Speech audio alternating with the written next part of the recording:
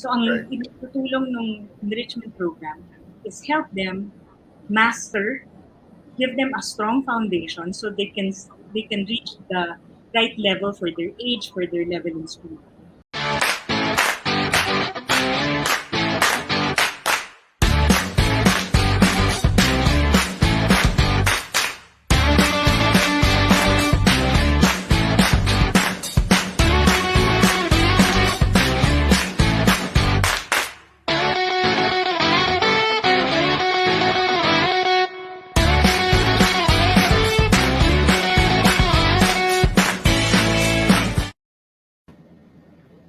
Welcome to Pisobilities, live here in CBRC TV. I'm your host, Arman Benko of the Colaiko Foundation and KSK SMP Co-op.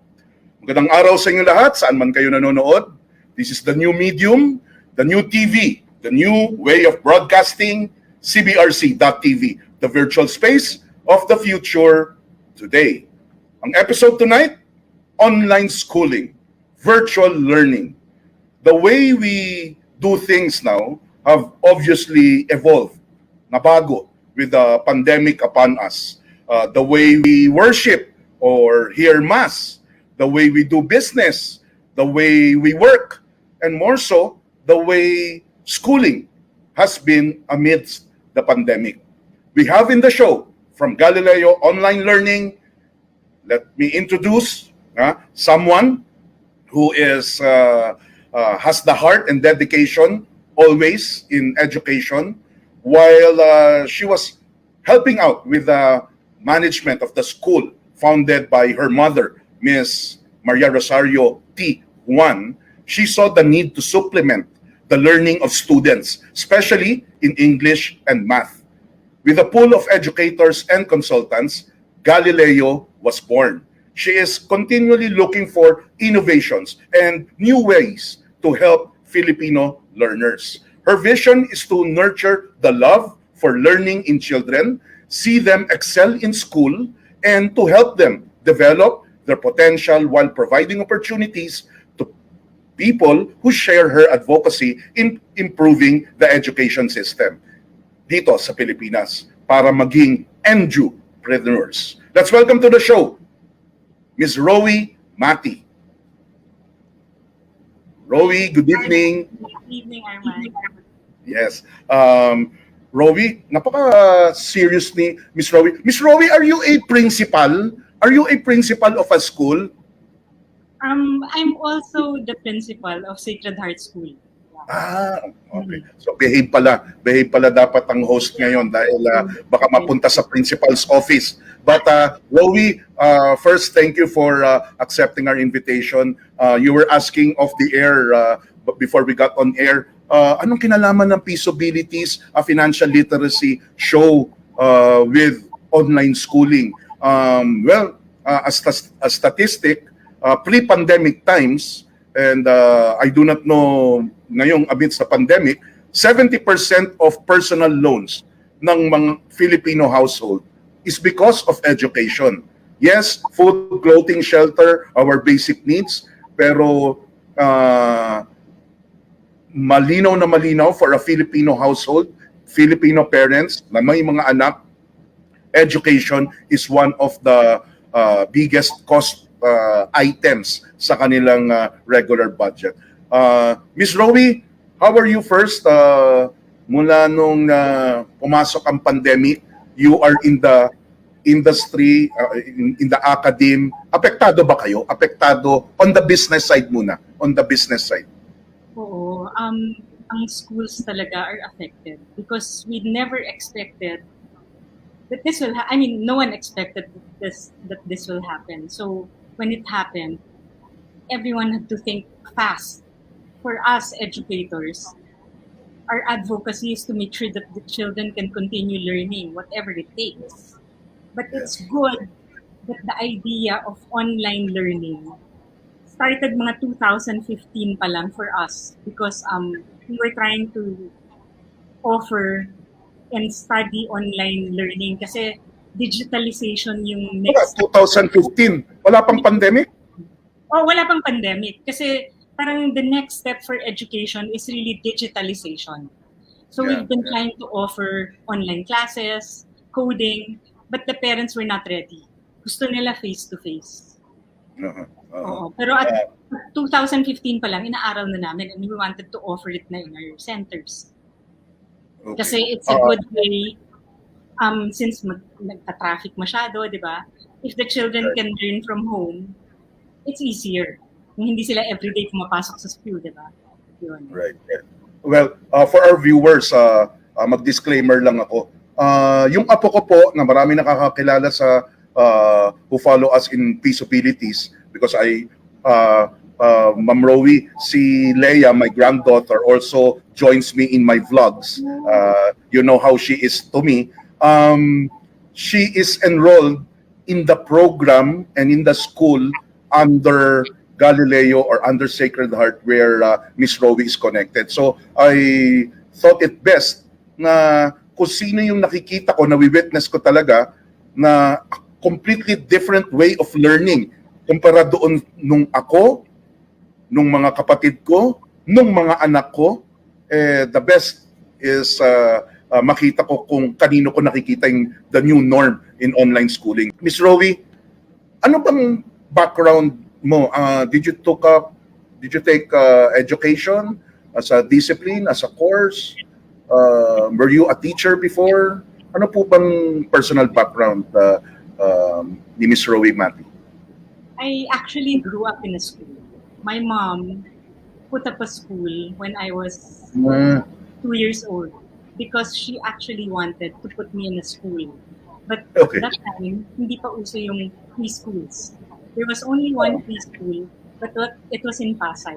We lived all the way in Luzon. So my father, being the entrepreneur that he is, he said, kung ipapasok mo siya and it's too far, it means we have to get a driver, we have to get a car, just to bring her to school every day. If there's really a need for a school in this area, why don't we put up one? In Malabon, hindi na natin siya dadalhin sa malayo, tapos dito pa siya sa malapit sa atin. And then, my mom said, oh, that's a good idea, but I'm not an educator. She's not an educator also. So what they did was, they tried to think about it and pray about it. And then all of a sudden, they bumped into someone who was leaving for Canada to migrate. But she owns a school. She was selling the toys to my parents. Kasi alam nila na manganganak yung mom ko. So sabi niya, baka you want to buy the toys. And they said, what's happened to your school? Oh, we're closing it or migrating. So it started. When they said, oh, you want to put up a school? Then she said, because that lady is a trained teacher and she put up the school, she's a curriculum, she just got my mom. And then within that year, she was able to set up the school. She started with a few people in the community, 8, 15, 30. At the end of the year, she had 150 students. Wow. So what's the name of the school? What is Galileo Enrichment Learning Program? And what is the school Sacred Heart? Ano When po it ang started, the name of the school is Sacred Heart Nursery and Preschool. So ngayon Sacred Heart School na siya. Sacred Heart School. And then when I was young, I would help in the school because we grew up that way. Entrepreneur nga yung dad ko. I was still young. 8 years old, nagbibilang kami ng crayons, nagbibilang kami ng paper, helping in the school. And then may canteen yung school, nagbibilang kami ng drinks, soft drinks, ganyan.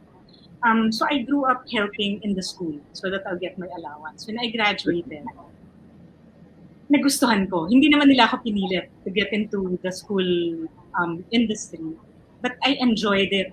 I saw my mom enjoying it. I enjoyed working with children, working with the teachers. When I graduated, I told my dad, I'll take up education. Sabi niya, wag na, may school na tayo. Take up something that can add to whatever there is already in the school. So, I started Viacom para may marketing, so may business side for the school.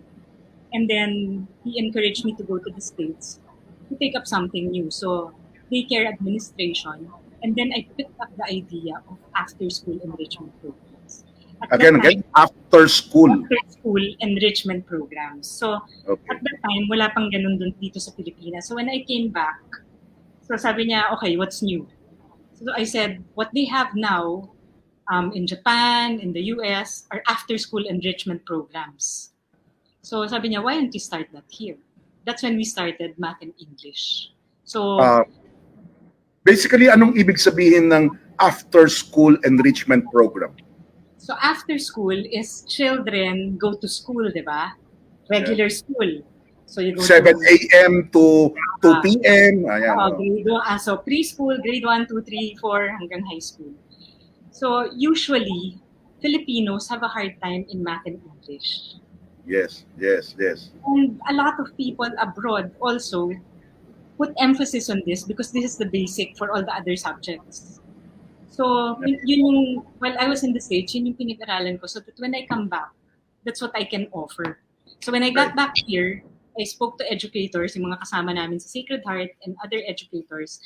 And then I said, we need enrichment programs. Yun yung trend ngayon in the States. And sabi nila, that's a good idea. Start it here because the Filipinos really have a hard time in math.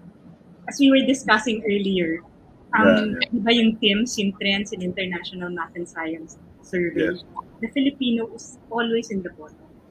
Out of 65 countries, nasa 63 tayo, nasa 64. So there's really a need to upgrade, to help the field of education. So kahit sa Math and English man lang, pag gumaling yung mga bata, that will be a big help already. So that's how we started.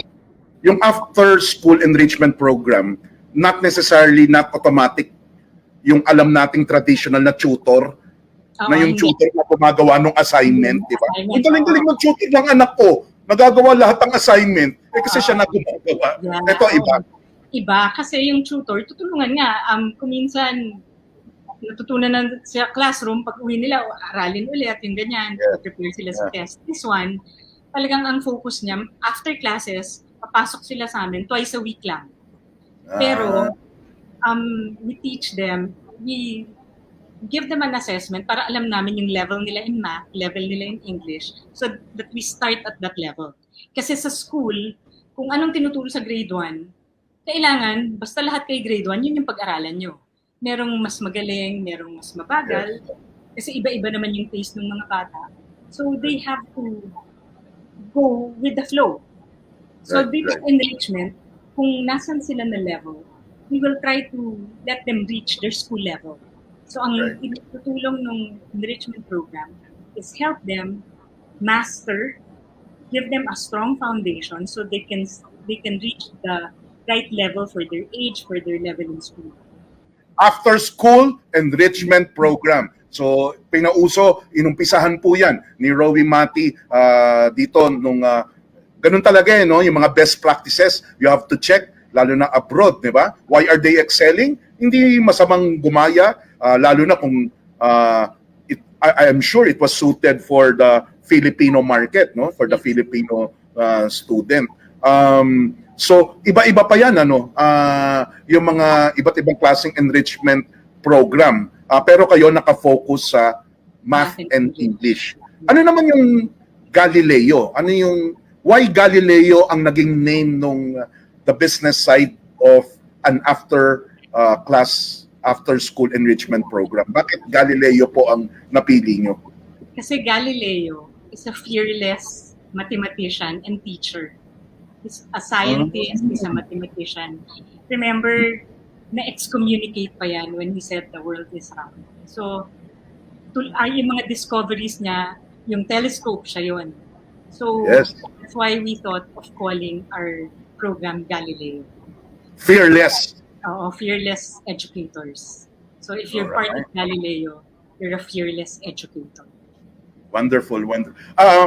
Prior to pandemic, ito na yung script na binigay ko. Yung script na binigay ko. Ano yung masya-share mo, Miss Rowie, na mga common learning or school problems prior to the pandemic? Kaya ba nagkaroon ng mga after-school enrichment? Kaya ba namayagpag yung Galileo Enrichment Program? Ano pa yung mga common problems sa academe? I think it's really sometimes the parents wanting their children to be achievers. Right. So, nauunahan nung takot na kailangan magaling yung anak ko. Those are the common problems of the teachers because they want their children to be very good, first honor, whatever it takes. Yeah, Pero, yeah, yeah. pero for us educators, we always tell them they have to go on at their own pace. They also have to enjoy learning. They also have to enjoy what they're doing. Hindi kung ano yung gusto ng parent, yun yung kailangan aralin ng bata at kailangan maging first honor. So because they have to enjoy learning first before they can really excel. Diba? Agree. And then, Agree. for Filipinos, it's really math and English. Diyan sila nahihirapan. So Waterloo natin yan. Waterloo ng Pilipinas. We always tell the parents and whoever are listening right now, ang Filipino kasi laging sinasabi na kung mahina ako sa math, kaya yung anak ko gusto ko magaling sa math. Once you accept that you're not good in math in front of your children, you're giving them the license to be not good also. So we always tell the parents, don't say that. Just say that you're okay in math. You're good. Pumasa ka naman, naka-graduate ka naman, di ba? Yeah. So never give them the idea that you're not good in math so that they'll feel that they can be good also, they can be better. So wag mo i-admit na hindi ka magaling sa math. Always tell your children, math is easy, it can be learned, reading is easy, it can be learned, and exposure yung importante.